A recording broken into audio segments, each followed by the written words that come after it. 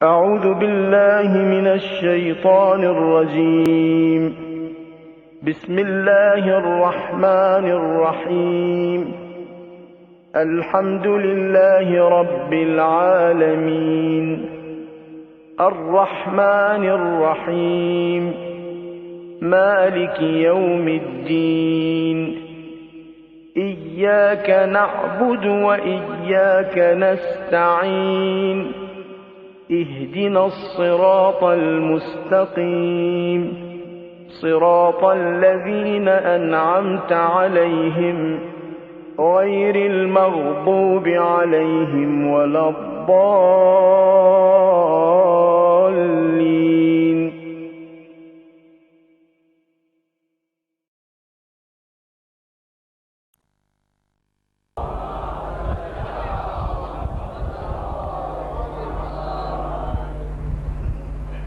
مسئلہ وہ اہم ترین مسئلہ ہے جسے آج کل خصوصیت کے ساتھ علماء کرام اور مجھ جیسا طالب علم بار بار بیان کرتا ہے کہ اسلام کا ایک اہم ترین موضوع ہے تربیت اولاد. اور اس وقت ہمارے سامنے ایک بہت ہی نمایاں فرق آتا ہے مشرق اور مغرب کا. مغربی دنیا کا ایک اصول ہے مائنڈ یور اون بزنس. میاں اپنے کام سے کام رکھو، نہ ہم تمہارے معاملے میں ٹانگ اڑائیں نہ تم ہمارے معاملے میں دخل دو. یہ ایک ایسا اصول ہے کہ جس پر پورے مغربی معاشرے کو چلایا جا رہا کہ کوئی کسی کے کام میں دخل نہیں دے سکتا. حتیٰ یہ کہ اگر آپ کے گھر میں چور چوری کرنے آیا تو آپ اسے بھی نہیں روک سکتے. اگر آپ کے ہاتھ سے وہ زخمی ہو گیا وہ الٹا آپ پہ کیس دائر کرے. اس کا کام ہے چوری کرنا، آپ کا کام ہے ٹیلی فون اٹھا کے پولیس کو بلانا. یہ مائنڈ یور اون بزنس یہ اتنا زیادہ ذہنوں برین واش کر کے ڈال دیا گیا کہ مغربی دنیا میں اگر دن دہاڑے لوگوں کے سامنے کوئی کسی کی عزت بھی لوٹ رہا ہو کسی عورت کی تو کوئی آدمی آگے بڑھنے کو تیار نہیں. ہم کیوں کسی کے معاملے میں دخل دیں؟ اور یہی ہوا مغرب مشرق کی جانب بھیج رہا. مکانات کی خصوصیت ہوتی ہے کہ ویسٹ اوپن ہے، مغرب سے ہوا آ رہی ہے. اور لوگوں نے عقیدے، کردار اور ایمان کے لیے بھی یہ سمجھا ہے کہ ویسٹ اوپن ہونا چاہیے. ایمان ویسے تو ہر طرف سے محفوظ ہونا چاہیے لیکن ویسٹ کا کھانچا یا بالکونی کھلی ہونی چاہیے. یہ وہاں سے آتا ہے وہ ہمارا عقیدہ بن جاتا ہے. اس کے آثار نظر آ رہے ہیں. مغرب میں یہ مسئلہ اتنا بڑھ گیا کہ نہ بیوی شوہر کے کسی مسئلے میں دخل دے سکتی ہے، نہ شوہر بیوی کے کسی مسئلے میں دخل دے سکتا ہے. نہ والدین اولاد کو ٹوک سکتے ہیں، نہ اولاد والدین سے کوئی سوال کر سکتی. چائلڈ ایبیوز جو پاکستان کے اندر بھی یہ قانون، اس میں یہ بھی شامل کہ آپ نے اپنے بچے کو فلاں چیز کھانے پہ کیوں مجبور کی، آپ نے اپنے بچے کو فلاں لباس پہننے پہ کیوں مجبور کی. 999 ایک ٹیلی فون نمبر ہر بچے کو رٹایا جاتا جس پر بغیر کسی کارڈ یا کوائن کے وہ شہر کے کسی بھی گوشے سے فون کر سکتا اور پولیس اس کی حمایت کے لیے آ جاتی. مغرب میں کیا ہو رہا اس سے قطع نظر. جب یہی چیز مشرق کے اندر لائی جاتی اور کہا جاتا ہے کہ ایک آدمی داڑھی رکھے نہ رکھے آپ کو اس سے کیا سر ہوگا، وہ جانے، اس کی قبر جانے. ایک عورت حجاب کرے نہ کرے آپ کو اس سے کیا تعلق، وہ جانے، قیامت جانے. یہ وہی چیز جو، اور اسلام میں اس کے بالکل الٹ چیز. دنیاوی معاملات میں تو اسلام کسی حد تک اس چیز کو برداشت کرتا کہ ہاں ایک آدمی اگر کوئی گناہ نہیں کر رہا جیسا لباس پہنے، ضرورت نہیں ہے کہ کوئی اس کے معاملے میں دخل دے. ایک آدمی اگر گناہ نہیں کر رہا تو جو غذا کھائے. لیکن جب یہ مسئلہ بڑھ کے آخرت تک آ جاتا، کوئی گناہ کر رہا ہو آپ نہیں بول سکتے، کوئی ترک واجب کر رہا ہو آپ نہیں بول سکتے. تو نہ صرف یہ کہ اسلام اس اصول کو نہیں مانتا، بلکہ اسلام اس کے الٹ اصول کو مانتا کہ تمہیں دوسرے کے معاملے میں دخل دینا پڑے گا ورنہ تم گناہگار. چنانچہ قرآن کے اندر پہلے مرحلے میں اعلان ہوا کہ یا ایھا الذین آمنوا قوا انفسکم واہلیکم.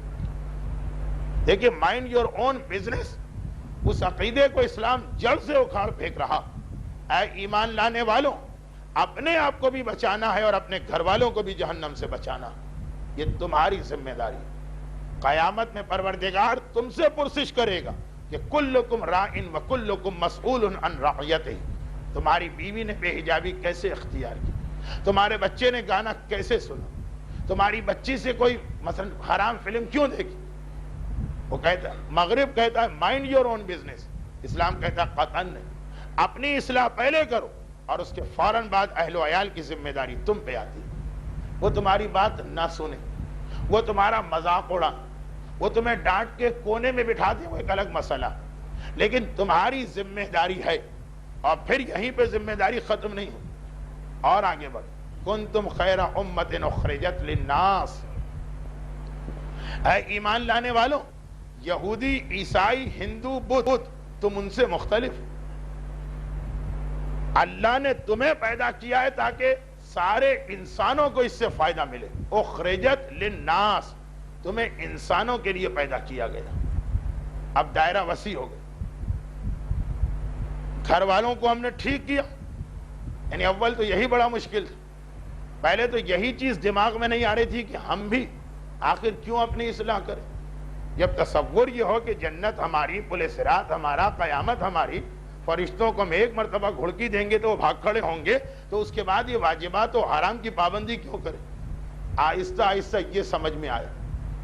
تو لوگوں نے کہا بھی یہی سمجھے تھے کہ آپ نے ایک مصیبت اور ڈال دی کہ جی اب اپنے گھر والوں کی بھی اصلاح کر. چلیں کسی طرح مرا کے اس مرحلے سے گزرے، اطمینان ہوا، اب تو جان بچی.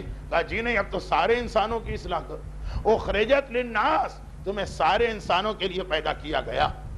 اب دیکھیے اپنی اصلاح، دائرہ وسیع ہوا. گھر والوں کی اصلاح، دائرہ اور وسیع ہوا، انسانوں کی اصلاح. اور یہ ساری ذمہ داری مسلمان پہ عائد کی گئی. یہ سارا فریضہ مسلمان پہ عائد کیا گیا. یہ ذمہ داری اسے برداشت کرنا ہے. اسلام اتنے آسان مذہب کا نام نہیں. اب یہ ذمہ داریاں آتی چلی، لیکن اس میں خصوصیت کے ساتھ بیچ والی ذمہ داری بہت اہم، اولاد کی تربیت. اور اولاد کی تربیت کے بارے میں اسلام ہمیں ایک عجیب اصول دے رہا. آپ کو اس لیے عجیب نہیں لگے گا کہ اب آپ نے بار بار سن لیا، لیکن بہرحال اصول بڑا عجیب کہ اولاد کی تربیت کہاں سے شروع کرنا. جب سوچنے سمجھنے کے قابل ہو جائیں. جی نہیں، 10-12 سال کے بچے کی آپ اصلاح کرنا چاہیں ہو جاتی، لیکن بہرحال آپ لیٹ ہو گئے اور آپ نے خود اپنے لیے معاملے کو مشکل کر لیا. 4 سال کا بچہ جہاں حکم ملتا ہے کہ اسے بسم اللہ پڑھنا سکھاؤ، بہرحال اگر آپ نے اس سے پہلے سے شروع نہیں کی ہے اصلاح تو یہیں سے شروع کرو. لیکن یہ بھی آپ لیٹ ہو گئے. کب؟ جب بچہ پیدا ہوا اس دن سے شروع کر دیں اس کی اصلاح. بھائی اب اصلاح کا مطلب، تربیت کا مطلب یہ نہیں کہ اس دن سے آپ اسے فقہی مسائل کے کیسٹ سنانا شروع کر دیں. نہیں، وہ طریقہ الگ ہو، لیکن پہلے تو یہ طے کرنا ہے کہ ہمیں اپنا کام شروع کس دن سے کرنا. چلیں جب بچہ پیدا ہوا، جی نہیں، لیٹ ہو گیا. کب؟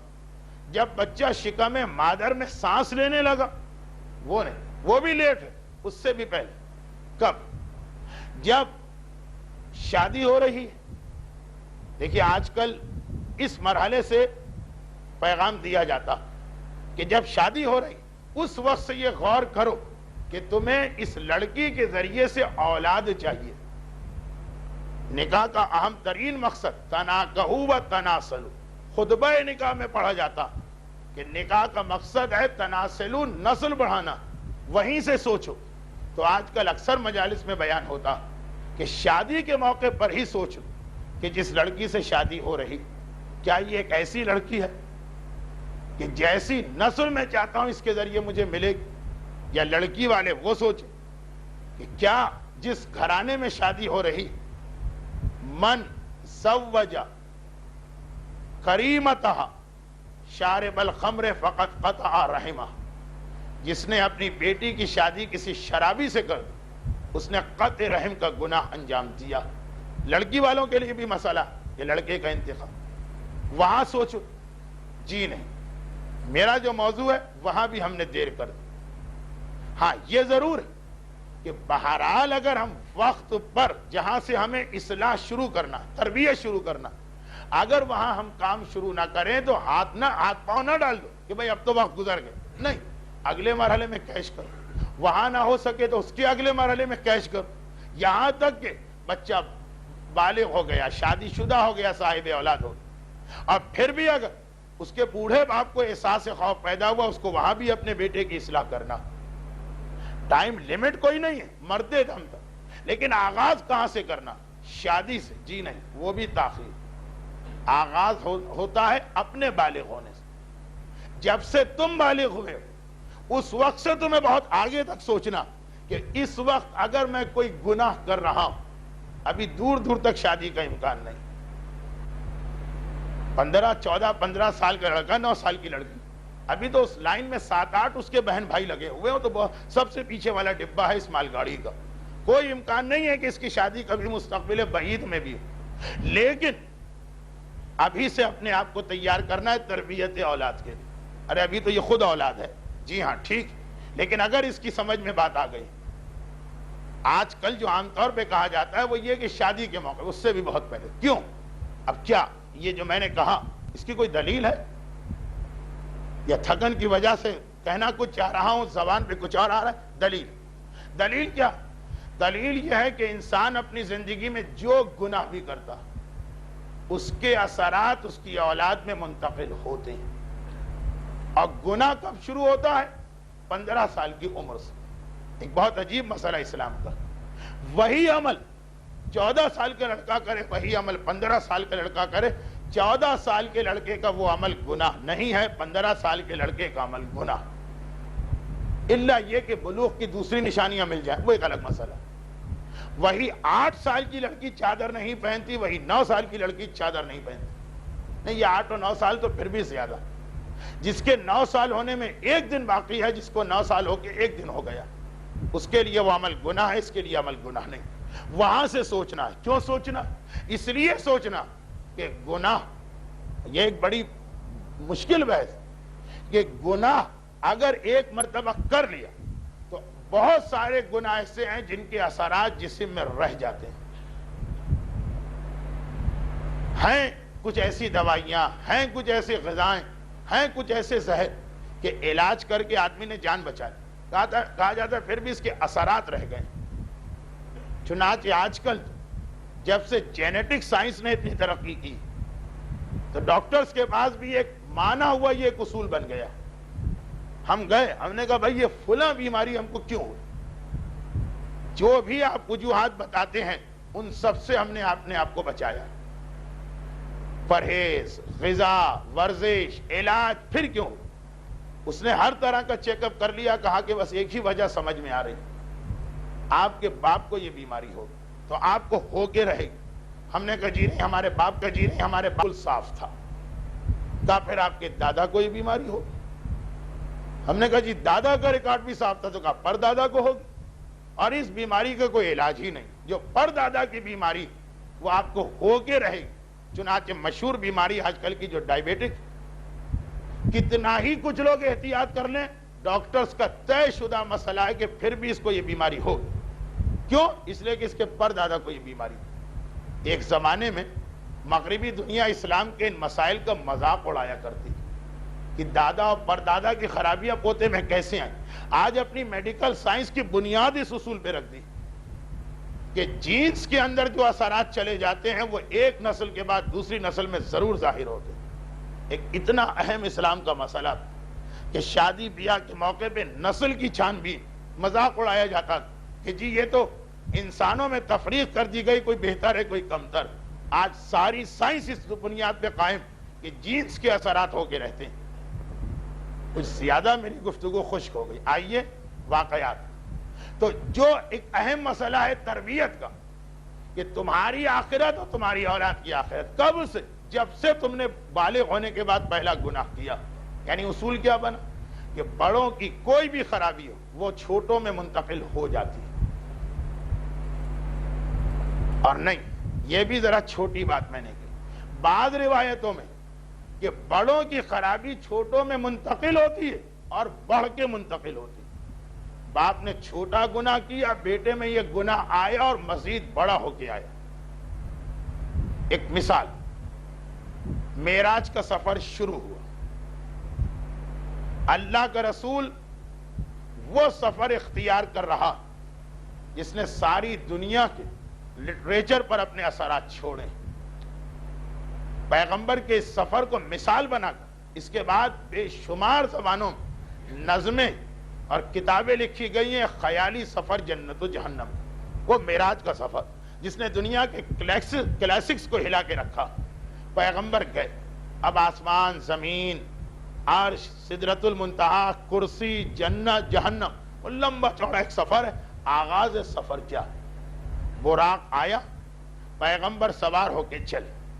مکے سے پہلے مدینے گئے. معراج کا سفر ایک پیغام تھا کہ عنقریب تمہیں ہجرت کرنا، تو سب سے پہلے مدینے لے جایا گیا. یہ مکے میں ہوا سفر کہ دیکھو سب سے پہلے تمہیں یہاں آنا. لیکن وہ بھی ذرا بات کی چیز، مکے سے رسول کی سواری چلی، دائیں طرف سے کسی نے پیغمبر کو پکارا.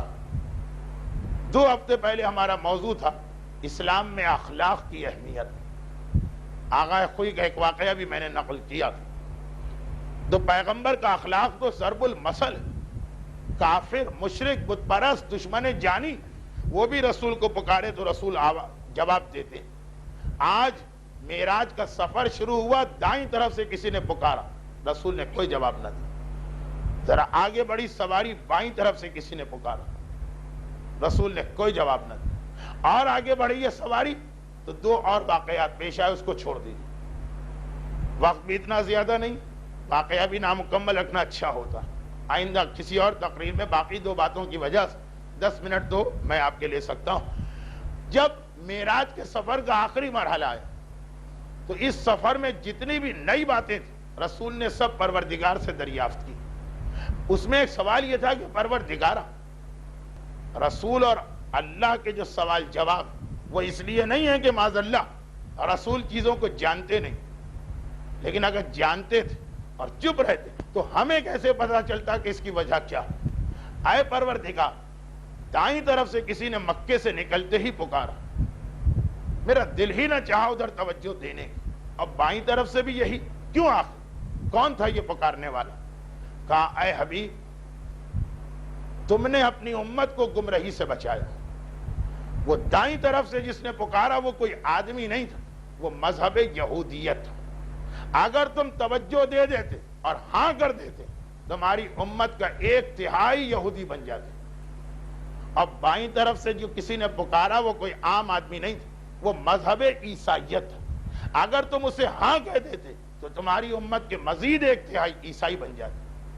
نہ تم نے ادھر توجہ کی نہ تم نے ادھر توجہ کی، تمہاری امت یہودیت اور عیسائیت سے بچی. اب اس ایک جملے میں علماء نے جو تشریحات اور توضیحات کی تو لطف آ جاتا ہے اس واقعے کی معنویت. لیکن میں ساری تفصیلات کو چھوڑتے ہوئے صرف ایک جملہ، پیغام کتنا اہم. اگر رسول فقط یہودیت کو دیکھ کے ہاں کہہ دیتے تو جو رسول کی امت ہے، رسول باپ کی طرح ہے یا اولاد کی طرح. یہ نہیں کہا کہ تمہاری امت بھی یہودیت کی طرف ہاں کہنے لگتی، نہیں، رسول خالی ہاں کہتے امت یہودی بن جاتی. بادشاہ باغ کا ایک پھل مانگتے تو سپاہی پورے باغ کو اجاڑ دیتے. فارسی کا پرانا محاورہ کہ اگر باپ یعنی رسول فقط یہودیت کو دیکھ کے ہاں کہتا تو باپ کا ہاں کہنا اولاد میں جا کے یہ چیز بڑھ جاتی. آئیے دوسری حدیث سنی، چھوٹی چھوٹی حدیث. راوی کہتا ہے صادق آل محمد امام جعفر صادق علیہ السلام،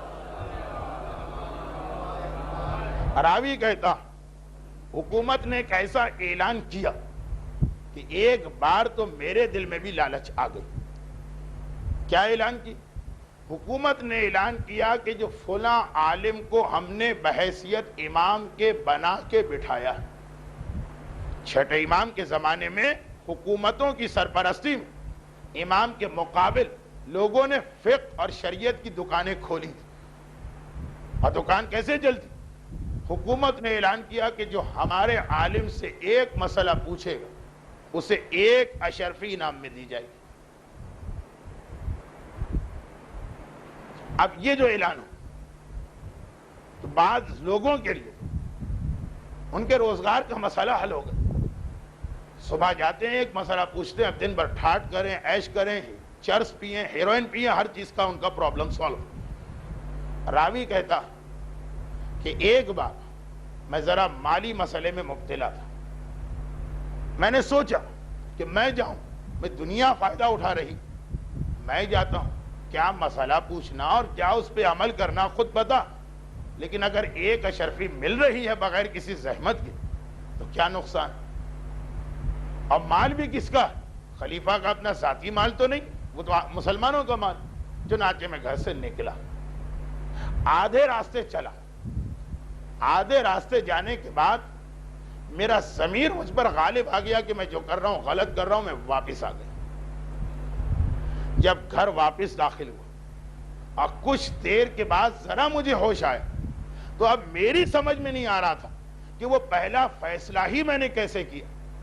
کبھی آدمی خود ایک گناہ کر کے بعد میں سوچتا ہے یہ گناہ ہو کیسے گیا۔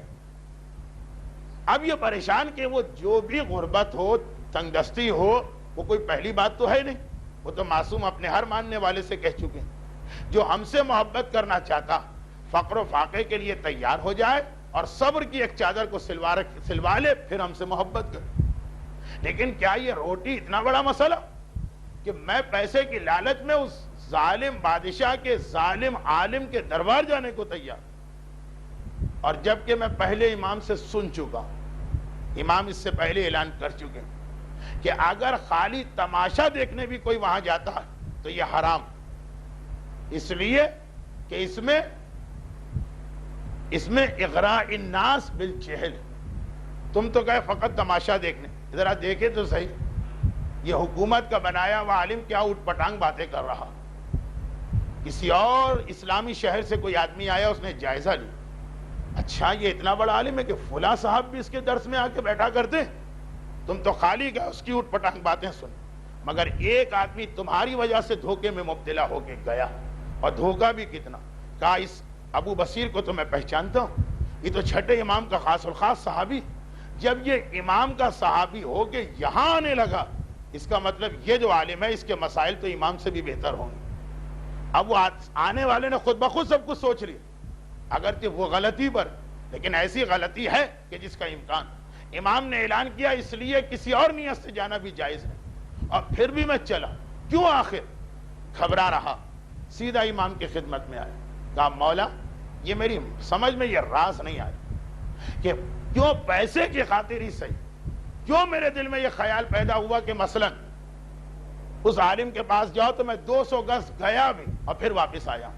ایک عجیب جواب امام نے دیا جو اس طرح مائک پر کھل کے تو نہیں پڑھا جا سکتا، لیکن مختصر یہ کہ امام نے کہا کہ یہ بہت پہلے کی بات ہے، تم پیدا بھی نہیں ہوئے تھے اور تمہارے والدین کی شادی بھی نہیں ہوئی تھی، تمہاری ماں کی اوائل جوانی کا واقعہ کہ ایک مرتبہ کسی کے ورغلانے پر ارادہ حرام سے وہ گھر سے باہر نکلی تھی، اور ٹھیک اتنا فاصلہ طے کرنے کے بعد جتنا فاصلہ تم نے آج طے کیا، ایک مرتبہ اسے ہوش آیا کہ وہ کیا کرنے جا رہی، واپس ہوئی اور اپنے گھر آ گئی، نادم ہوئی، توبہ کی، کوئی گناہ اس سے سرزد نہیں ہوئی، وہ پاک اور پاکیزہ، ہر گناہ سے بری اور منزہ، لیکن بہرحال صرف بہکانے سے، شیطان کے بہکانے سے اتنا چلی۔ اور یہ بار بار آپ نے سنا، ارادہ گناہ رحمت للعالمین کی جو برکتیں ہم پر ان میں کیے کہ ارادہ گناہ نہیں۔ یہ کون آدمی ہے جس کی روایت، اس کا نام ہمارے پاس نہیں، اور اسی لیے نہیں تاکہ اس کی ماں کی توہین نہ ہو، لیکن جو اصل پیغام تمہاری ماں اس دن اتنا قدم چلی، ختم ہو گئی بات، لیکن اثرات جو اس کی روح میں رہے، تو آج بیٹا بھی اتنے قدم چلا اور پھر واپس آیا، اور صرف اتنی سی ماں کا اثر بیٹے میں گیا۔ کون سا اثر؟ شادی سے بھی پہلے بلکہ بڑھ کر گیا۔ میرا اصل موضوع کیا؟ فقط گناہ کے اثر نہیں پہنچتا، بڑھ کے پہنچتا کہ ماں نے میں بہت عوامی زبان میں بات کر رہا ہوں، فروع دین کی غلطی کی تھی لیکن بیٹے نے اصول دین کی غلطی کی، گناہ بڑھ گیا نا۔ ماں نے کردار کی خرابی دکھائی تھی یا عقیدے کی خرابی؟ امام معصوم کے ہوتے ہوئے غیر معصوم کے پاس جانا۔ تو کہاں سے آغاز کرنا؟ جب اپنے اوپر واجبات آئی، یہ سوچنا کہ اس کا نقصان ہم تک نہیں رہے گا، نسلاً بعد نسل منتقل ہوگا۔ اور یہی مثال پروردگار نے اس وقت ظاہر کی جب جناب شہربانوں کی زبان پہ اسلام کا یہ اصول آیا۔ شہر مدینہ منورہ میں ایک شہرہ کہ آج مسلمانوں نے دنیا کی سب سے بڑی طاقت ایران کو ایسی شکست دی کہ ایران کی شہزادی قیدی بنا کے مدینے میں لائی جا رہی ہے۔ یزدگرد ایران کا وہ بادشاہ جو نوشیروان کے پوتے کا پوتا، اس آخری حکمران ساسانی سلطنت کا، ایرانی سلطنت اس وقت دنیا کی دوسری سب سے بڑی حکومت، عربوں کی تو ان کے سامنے کوئی حیثیت ہی نہ تھی، یعنی جیسے ابابیل ہاتھی سے ٹکرا جائے۔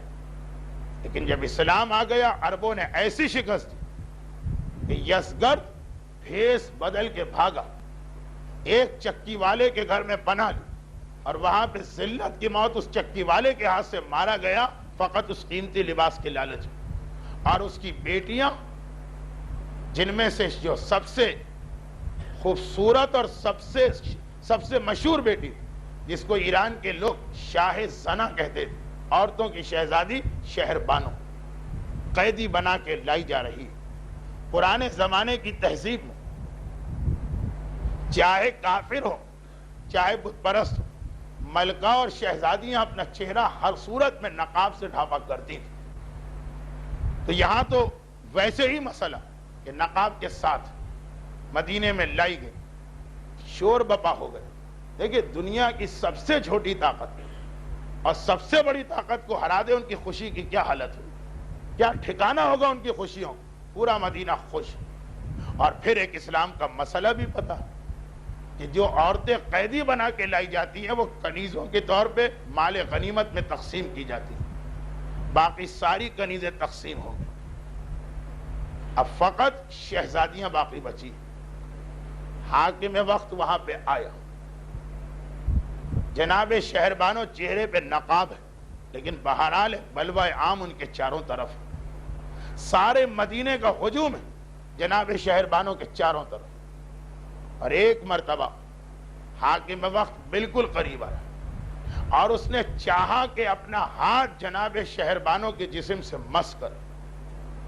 جناب شہربانو انتہائی تیزی کے ساتھ چند قدم پیچھے ہٹی، اپنی زبان یعنی فارسی میں کہا، خدا میرے دادا خسرو پرویز کے چہرے کو سیاہ کرے۔ اگر اس نے رسول خدا کے نام مبارک کو چاک نہ کیا ہوتا تو نہ آج اس کے گھرانے سے حکومت جاتی، نہ آج اس کی بیٹیاں قیدی بنا کے لائی جاتی۔ حاکم وقت نے سنا، غلام کو حکم دیا آگے بڑھو، اس عورت کی گردن اڑا دو۔ کیوں؟ کہا اس لیے کہ میں نے اس کا جسم چھونا چاہا تو یہ مجھے برا بھلا کہہ رہی، میرا مولا اس عرصے میں شہزادوں کے ساتھ آ چکا، حسن اور حسین باپ کے ساتھ۔ حاکم سے کہا خبردار، اس عورت کو ہاتھ بھی نہ لگانا، اس نے تمہیں کچھ نہیں کہا، یہ اپنی زبان میں اپنے دادا کو برا کہہ رہی کہ دادا نے ایک غلطی کی، اس کا نتیجہ اس کی اولاد کے سامنے کس طرح آیا۔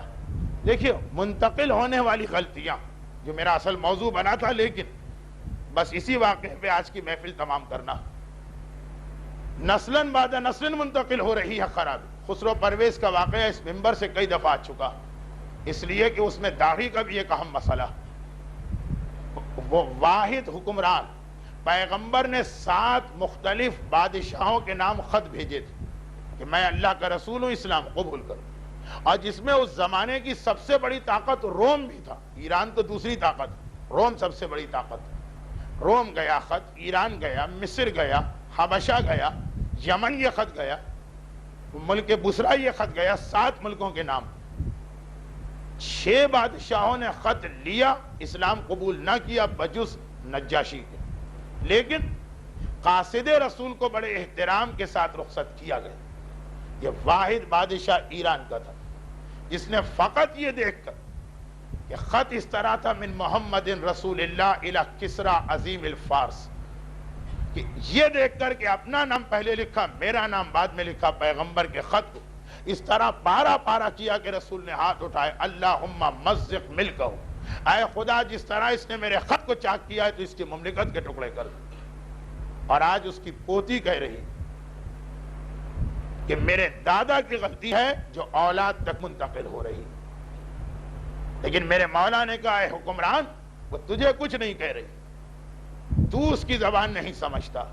ذرا وہ شرمندہ ہو، کہا اچھا آنے والی قیدیوں میں یہ سب سے قیمتی قیدی ہے، اور جو سب سے قیمتی کنیز لائی جاتی تو مال غنیمت میں تقسیم نہیں ہوتی، اس کا قانون ہماری فقہ میں کچھ اور ہے، غیروں کے یہاں یہ کہ پھر اس کی بولی لگائی جاتی ہے۔ حاکم نے کہا کہ اچھا یہ سب سے قیمتی قیدی، چنانچہ باقی تو کنیزیں تقسیم ہو، اسے جو زیادہ پیسے دے گا اس کے حوالے کیا جائے گا۔ میرے مولا نے کہا خبردار، کیا تو نے حدیث رسول نہیں سنی کہ کسی بھی چاہے کافر ہی کیوں نہ ہو، بادشاہوں کی بیٹیاں اور شہزادیاں انہیں فروخت نہیں کیا جائے گا، بلکہ ان کو ان کی مرضی کے مطابق زندگی گزارنے کا موقع دیا جائے گا۔ خبردار، یہ بادشاہ کی بیٹی ہے، اس کی بولی لگانا یا بیچنا اسلام میں جائز نہیں۔ حاکم نے کہا پھر کیا کریں؟ اے ابوالحسن آپ ہی بتائیے، آپ نہ ہو تو میں تو ہلاک ہو جاؤں۔ کہا کہ اس کی یہ شہزادی جو اپنی قوم کے صاحبان عزت، کفر کے باوجود اسلام ان کی عزت کو برقرار رکھتا، شریف آدمی، ان کی مرضی، آزاد بھی کرو اور جس سے یہ چاہے شادی کرے۔ کہا اچھا یہ حکم ہے؟ کہا کہ ہاں رسول نے یہ فرمایا۔ تو کہا کہ اے ابوالحسن اس مسئلے کو اب آپ ہی طے کیجیے۔ میرے مولا قریب آ اور کہا کہ اے شاہ ایران کی دختر، تو آزاد ہے، اور کیا تو یہ اجازت دیتی ہے کہ تیری شادی کی بات کی جائے؟ جناب شہر بانو خاموش۔ میرے مولا نے اس وقت وہ جملہ ارشاد فرمایا جو رسول خدا اپنی بیٹی کے لیے ارشاد فرما چکے، اور جو فقہ کا مسئلہ بن گیا۔ دیکھیے فقہ کا مسئلہ یہ کہ آپ کو کسی کی کوئی چیز چاہیے، آپ نے اس سے مانگی، 3 اس کے جواب ہو سکتے ہیں، یا تو اجازت دے دے کہ کتاب لے جاؤ، آپ کو اختیار ہے لے آنے، یا منع کر دے کہ مجھے بھی اس کتاب کی ضرورت ہے، آپ کے لیے حرام ہے اس کتاب کو اٹھانا، یا نہ تو وہ ہاں کہے نہ کہے، چپ رہے۔ اب کہا جاتا ہے خاموشی نیم رضامندی، لیکن نہیں، اسلام کہتا ہے خاموشی کا مطلب ناراضگی، نہیں لے سکتے آپ وہ چیز، سوائے ایک موقع کہ اگر کسی غیر شادی شدہ لڑکی کی شادی ہو رہی اور اس سے پوچھا جائے شادی کے بارے میں، تو یا تو وہ ہاں کہہ دے، وہ تو ہاں ہوگی، یا نہ کہہ دے جس کا اسے حق ہے وہ نہ ہوگی۔ لیکن اگر کنواری لڑکی خاموش رہے تو اس کی خاموشی کا مطلب وہ راضی۔ ہاں اگر کوئی بیوہ، کوئی طلاق یافتہ دوسری شادی میں خاموش رہے تو خاموشی کا مطلب ناراضگی۔ جب رسول نے اپنی بیٹی فاطمہ سے پوچھا تمہاری شادی علی سے کروں، شہزادی خاموش رہی تھی، رسول حجرہ سیدہ سے نکلے تھے، اللہ اکبر، سکوتہا کا اقرارہا، فاطمہ کا خاموش رہنا فاطمہ کا اقرار ہے۔ اور پھر آج میرے مولا نے کہا سکوتہا رضاہا، شہربانوں کا خاموش رہنا شہربانوں کی رضا مندی، اور قیامت تک فقہ کا مسئلہ بنا کنواری لڑکی کا خاموش رہنا گویا اس کی رضا مندی۔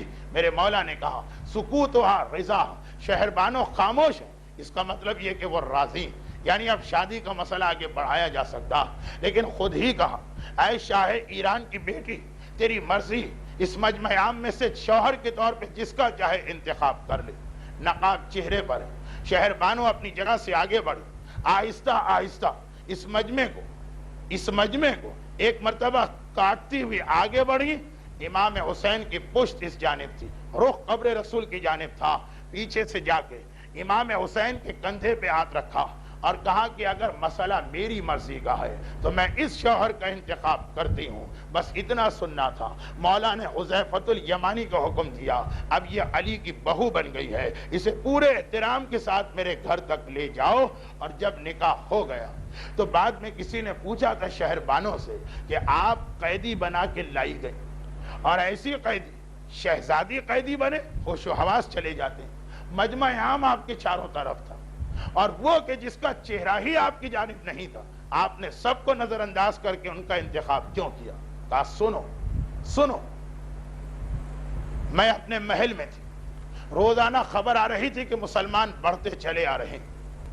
یہ ہے مدائن کا واقعہ، میرا محل مدائن میں تھا، روزانہ خبر تھی کہ مسلمان بڑھتے آ رہے ہیں، یہاں تک کہ وہ دن ختم ہوا کہ جاسوسوں نے خبر پہنچائی میرے بابا یزدگرد کو کہ اب مسلمان مدائن کے قلعے کے قریب پہنچ چکے ہیں اور کل صبح وہ شہر پہ حملہ کرنے والے۔ میرا بابا ساری رات اپنے وزیروں اور مشیروں کے ساتھ اجلاس کرتا رہا، میں پریشانی کے عالم میں اپنے کمرے میں ٹہل رہی ہوں، نیند بہت بڑھ گئی، نیند کے غلبے سے میں بستر پہ لیٹی، آنکھ لگ گئی اور میں نے دیکھا کہ جیسے مدائن ہی میں ایران کے مشہور ترین بادشاہ کسریٰ کا محل، جو آج بھی لوگ زیارت کے لیے جاتے ہیں تاریخی یادگار کے طور پر، میں نے دیکھا میں اس محل کے بڑے والے کمرے میں کہ آسمان سے مسلمانوں کا پیغمبر آ رہا، پوری تفصیل بتائی کہ کیسے پتا چلا یہ رسول، وقت بہت کم ہے موضوع مکمل کرنا۔ میں نے دیکھا کہ پیغمبر اسلام آئے اس حالت میں کہ اپنے ساتھ کسی کو نہیں لائے سوائے حسین کے، اور ایک مرتبہ میرے قریب آئے، مجھ سے کہا بیٹی پریشان نہ ہونا، میں تیرا نکاح اپنے اس بیٹے حسین سے کرنا چاہتا ہوں۔ یہ کہہ کے نکاح پڑھایا، رسول اور حسین گئے، اور فوراً میں نے دیکھا کہ نور کی سواری میں بیٹھ کے ایک خاتون تشریف لائی، پتا چلا یہ سیدہ نساء عالمین جناب زہرا نے آ کر مجھے گلے لگائے اور کہا کہ اے شہربانو تو میری بہو بن گئی، اور دیکھ کل کتنی ہی مصیبتیں اور پریشانیاں ہو جائیں، گھبرانا نہیں، پریشان نہ ہونا، وہ سارا خدائی انتظام ہے تاکہ تجھے تیرے شوہر تک پہنچا دیا جائے، مسلمان تجھے گرفتار کرنا چاہے تو گرفتار ہو جانا۔ اس جملے کا ایک تاریخی پس منظر ہے، پرانے زمانے میں اکثر یہ رواج تھا کہ جب شاہی محل پہ حملہ ہوتا تو شہزادیاں خودکشی کر لیا کرتی، دشمنوں کے ہاتھ میں نہیں پڑنا، تو بار بار شہزادی کہہ رہی، رسول ایک بار کہہ کے گئے، فاطمہ نے 3 بار کہا۔ ریاحین الشریعہ میں پوری روایت لکھی کہ دیکھو کتنی ہی مصیبتیں کل آ جائیں، پریشان نہ ہونا، گھبرانا نہیں، اور مسلمان اگر تجھے گرفتار کریں تو اپنی گرفتاری پیش کر دینا، وہ خدائی انتظام ہوگا تجھے تیرے شوہر حسین کے پاس لانے کے لیے۔ اگلی صبح آئی، میرا باپ اپنے مشیروں کے ساتھ محل سے فرار اختیار کر رہا، اور مجھ سے بھی کہا کہ چلو اتنا موقع ہے ہمارے پاس۔ مسلمان شہر مدائن میں داخل ہو گئے، ایران کی فوج شاہی محل کی حفاظت کے لیے جان توڑ کے لڑ رہی، اتنا وقت ہے، ہر محل میں ایک سرنگ ہوتی، ہم نکل سکتے ہیں، لیکن میں نے منع کر دی۔ دیکھیں جب باپ جا سکتا ہے، وزیر جا سکتے ہیں، بیٹی بھی جا سکتی، یہ جان بوجھ کے قیدی بنی، کہا کہ میں نے منع کر دی، اور جب میرے باپ نے اصرار کیا تو میں وہاں سے ہٹ گئی، مجھے پتا کہ میرا باپ ایک وقت تک میرا انتظار کرے گا، اس کے بعد پھر مجھے چھوڑ کے چلے جانے پہ مجبور۔ مسلمان محل میں آئے، جو عورتیں فرار اختیار کر چکی تھی وہ فرار اختیار کر گئی، جو شہزادیاں تھی وہ خودکشی کر رہی، لیکن میں اطمینان کے ساتھ، اس لیے کہ میری ساس فاطمہ زہرا مجھے حکم دے کے گئی، اطمینان کے ساتھ بیٹھی رہی، یہاں تک کہ یہ سارے واقعات پیش آئے۔ شہر مدینہ پہنچی، یقیناً ایک ہجوم عام ہے میرے چاروں طرف، لیکن خواب میں نے اپنے شوہر کی زیارت کر لی، چنانچہ ایک جھلک میرے لیے کافی تھی۔ اور جب میں نے سنا کہ مجھے اختیار کیا جا رہا، مجھے اختیار دیا جا رہا، تو میں نے آگے بڑھ کے اسی کے کندھے پہ ہاتھ رکھا جس سے میرا نکاح میرا رسول پڑھا کے گیا تھا۔ یہ وجہ کہ اس سارے مجمع میں جو صاف نظر بھی نہیں آ رہا تھا اس کا انتخاب کیا گیا۔ یاد کیجئے، اس سے ملتا جلتا واقعہ جناب نرجس خاتون کا ہے، لیکن ایک فرق کے ساتھ، نرجس خاتون کے نکاح میں حضرت عیسیٰ آئے تھے، وہ عیسائی مذہب پہ تھی، اور جناب شہر بانو چونکہ جس عقیدے پر تھی، اگرچہ ہمارا نبی اور امام کی ماؤں کے بارے میں خاص عقیدہ ہے جو یہاں پر بھی، لیکن جو ظاہری طور پہ محل والوں کا عقیدہ تھا اس میں نبوت کا کوئی دخل نہیں، چنانچہ تنہا رسول آتے ہیں، اور جناب شہر بانو، جناب نرجس خاتون، یہ دو محترم خواتین وہ قرار پاتی ہیں کہ جن کا نکاح دنیا کے اندر ظاہری طور پر پہلے ہوا، اور اس نکاح سے پہلے ان کا نکاح رسول خدا خواب میں پہلے پڑھ چکے تھے۔ اور ہاں، فاطمہ کی مثال تو ان دونوں سے بھی بلند کہ جن کا نکاح آسمان پر خود خدا نے جبرائیل کے ساتھ پہلے پڑھا اور زمین پہ رسول خدا نے بعد میں پڑھا، اور فاطمہ کی یہ دو بہویں، فقط یہ دو جن کو یہ امتیاز حاصل، اور انہی جناب شہر بانوں کے بطن سے آج کی یہ شب 15 جمادی الاولی میرے مولا حسین کو اپنا وہ بیٹا مل رہا جس کے نام سے حسین ایک سنت قائم کر رہے ہیں۔ آپ نے یہ جملہ سنا کہ بعد میں کسی نے خود انہی سید سجاد سے پوچھا، آپ کے تمام بھائیوں کے نام علی، آپ کا نام علی، آپ کی تمام بیٹیوں کے نام فاطمہ، آپ کی تمام بہنوں کے نام فاطمہ؟ کہا میرے بابا کو یہ دو نام اتنے پسند تھے، اعلان کیا اگر میرے 100 بیٹے ہوں گے تو سب کا نام علی رکھوں گا، 100 بیٹیاں ہوں گی سب کا نام فاطمہ رکھوں گا، لیکن پہلا نام علی کا ہی سید سجاد حسین مظلوم کا گھر ہے۔ جناب شہر بانوں کے بطن سے آج 15 جمادی الاولی سن 37 ہجری کو شہر مدینہ منورہ میں میرا چوتھا امام متولد ہوا۔ یہ دوسری بات ہے کہ ہر غم کے ساتھ خوشی اور خوشی کے ساتھ غم رہتا۔ چوتھے امام کی ولادت کے ایک ہفتے کے اندر جناب شہر بانوں کا انتقال ہو گیا، لیکن جب چوتھے امام کی ولادت ہوئی تھی، جب چوتھے امام کی ولادت ہوئی تھی تو میرا مولا اس وقت زندہ بھی تھا اور علی کی خلافت ظاہری کا سلسلہ شروع بھی ہو گیا تھا۔ چنانچہ سب سے پہلی مبارکباد علی نے قبول کی جیسے ہی اطلاع ملی کہ میرے یہاں پوتا ہوا۔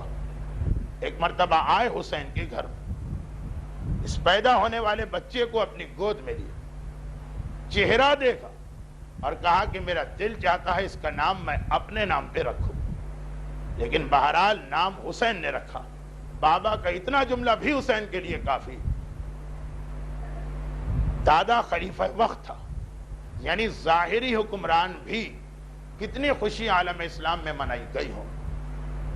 بس ایک جملہ جو میں نے تاریخ میں نہیں پڑھا اور اتنا میرا مطالعہ بھی نہیں ہے، لیکن مرحوم مولانا اظہر حسن زیدی صاحب اکثر یہ جملہ پڑھا کرتے تھے، یقیناً کسی کتاب میں ہی دیکھا ہوگا کہ جب سید سجاد کی ولادت کے بعد امام عام بچوں سے مختلف انداز سے نشو نما پاتا ہے، بہت تیزی کے ساتھ نشو نما ہوتی۔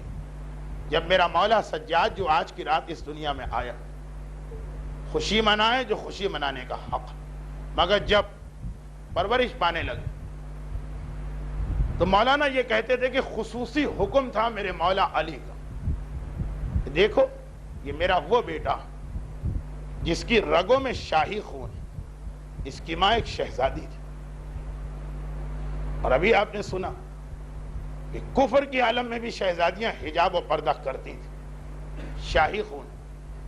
گھر کی خواتین اس کے لیے بڑی احتیاط کریں، محرم خواتین بھی ہیں تو اس کے سامنے بے حجاب کوئی نہ آئے، کہ ماں سے کوئی حجاب، بیٹے اور ماں میں کوئی حجاب نہیں، پھوپھی اور بھتیجے میں کوئی حجاب نہیں، بہن اور بھائی میں کوئی حجاب نہیں۔ مولانا پڑھتے تھے، جہاں ایک احترام کا مسئلہ آتا، ہمارے یہاں بھی ہوتا کہ بہرحال بیٹی باپ کے سامنے زیادہ احتیاط سے جاتی ہے بالکل نامحرموں کے مقابلے، وہ چونکہ مسئلہ شریعت کا نہیں ہوتا ہے، مسئلہ بھی احترام کا ہوتا۔ سید سجاد بچپن ہی سے زینب کبریٰ کا اعلان تھا، اے گھر کی عورتوں خبردار، بھتیجے سجاد کی شاہی خون، میرا بابا کہہ چکا ہے کسی کے سر سے چادر نہ اٹھے، بہنیں بھی آئیں تو چادر اوڑھ، کبھی بغیر حجاب بھی کہ معصوم سے یہ سجاد جس کے بچپنے بغیر حجاب کے نہیں ہے، اور پروردگار کا یہ طریقہ بھی ہے کہ معصوم سے سب سے بڑا امتحان لیا جاتا، تو میرا مولا سید سجاد جس کے بچپنے میں اتنی احتیاط کی جا رہی تھی، یہ امتحان بھی اسی کو دینا پڑا کہ اس کی بہنیں اور پھوپھیاں ننگے سر بلوہ عام میں لے جائی جا رہی ہیں۔ دیکھیں 3 ہستیاں ایسی ہیں جن کی ولادت کی محفل میں بھی مصائب پڑھے جاتے ہیں، حسین کی ولادت کی شب ہو ذکر مصائب ہو ہی جاتے ہیں، اس لیے کہ جب مدینے میں بھی حسین رسول کی گود میں آئے تھے تو رسول کی آنکھوں میں آنسو تھے، فاطمہ اس دن روئی تھی، ایک زینب کبریٰ، ولادت کے دن بھی مصائب بیان ہو جاتے ہیں، کیونکہ زینب کبریٰ کی ولادت کے بعد جب نانا نے اپنی نواسی کو گود میں لیا تھا تو بازوؤں کو دیکھ کے نانا کی آنکھوں سے آنسو جاری ہو چکے تھے۔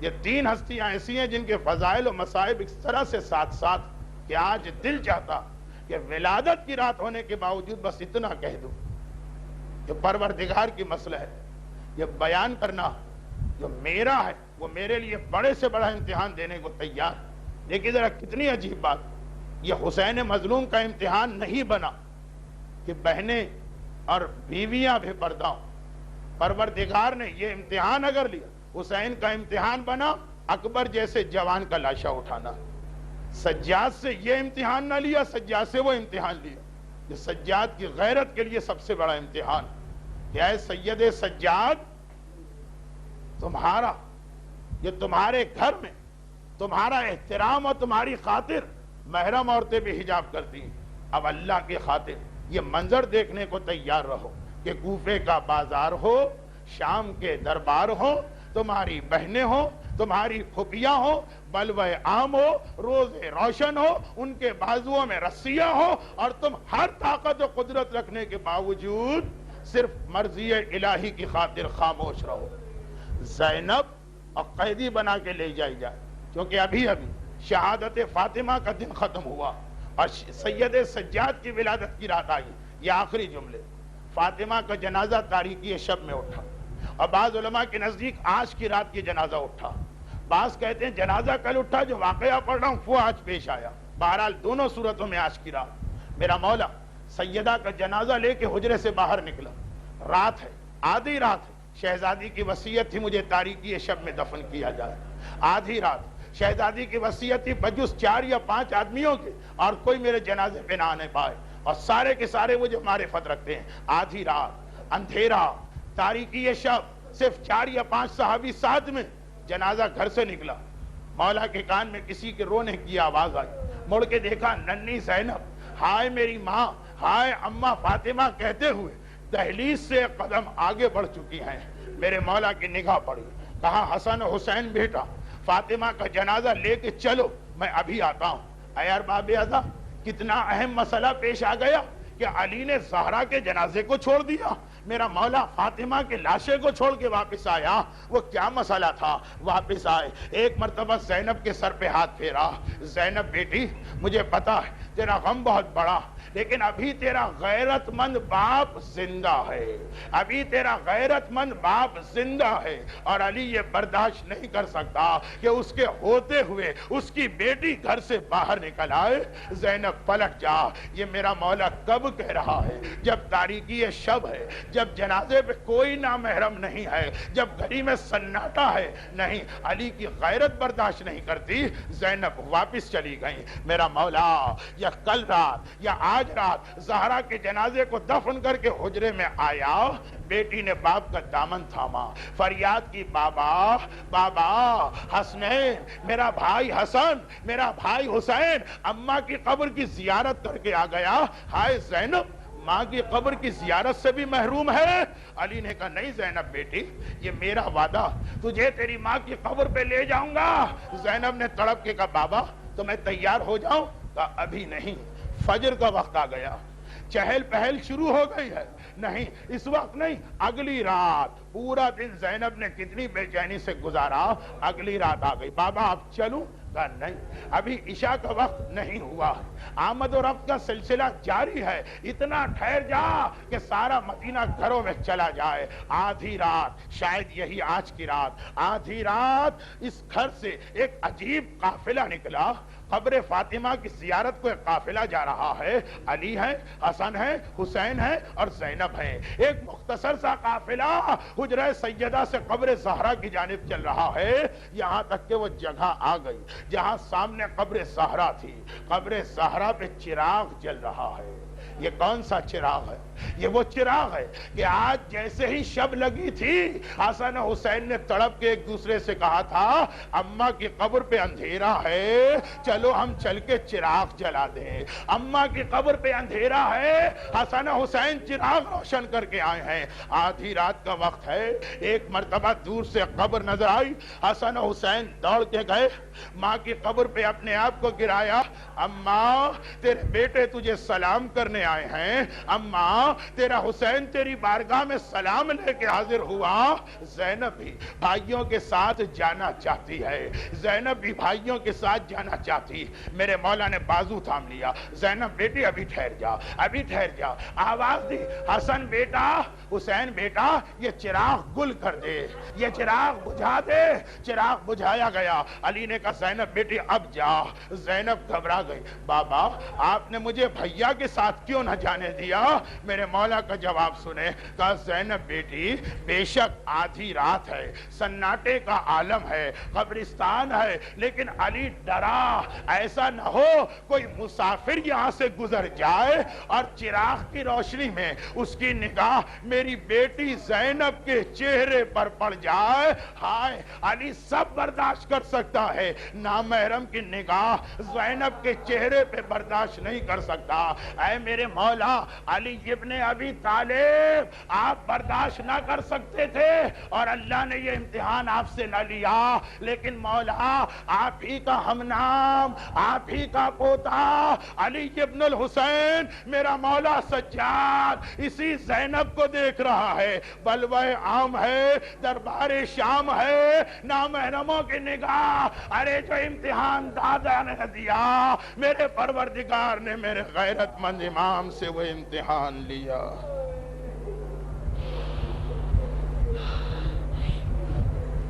الا ولعنۃ اللہ علی اعدائہم اجمعین وسیعلم الذین ظلموا ای منقلب ینقلبون. پروردگارا، شہزادی فاطمہ کی شہادت کی ان راتوں کا واسطہ جو ابھی گزری ہیں اور میرے اس مولا کی ولادت کی اس شب کا واسطہ کہ جس کی ولادت کے موقع پہ سمجھ میں نہیں آتا کہ خوشی منائیں یا آنسو بہائیں. تجھے واسطہ ان مصائب کا، ہم میں سے ہر ایک کو بجز غم حسین دنیا اور آخرت کے ہر غم اور پریشانی سے محفوظ فرما. پروردگارہ تجھے واسطہ میری شہزادی فاطمہ زہرا کی اس شہادت کا ہمارے جملہ مرحومین کی مغفرت فرما. تجھے واسطہ میرے مولا سید سجاد کے اس امتحان کا کہ اقاد ذلیلا فی دمشق کأننی، الشام الشام الشام کے امتحان کا واسطہ جس اسلام کے لیے میرے مولا سجاد نے یہ مصیبتیں برداشت کی، ہمیں اس اسلام کے احکامات پہ عمل کی توفیق عطا فرما. پروردگارہ تجھے واسطہ شہزادی فاطمہ کی 75 یا 95 دن کی بیماری کا، اور تجھے واسطہ میرے مظلوم امام سید سجاد کی بیماری کا، ہمارے تمام بیماروں